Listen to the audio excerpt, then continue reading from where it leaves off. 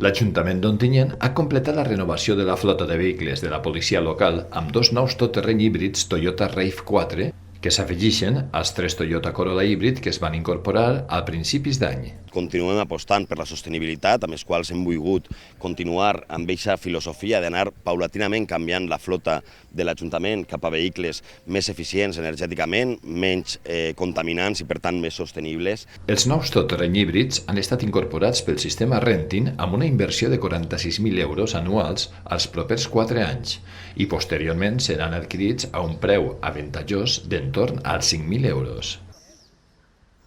Al mateix temps, els cotxes que ara deixaran de prestar servei com a vehicles patrulla passaran a tenir una nova utilitat en altres departaments com serveis generals, serveis socials, oficina tècnica i el departament d'obres. Als nous cotxes patrulla es suma també la incorporació de 42 nous kits portàtils Tetra per un import de 64.977 euros.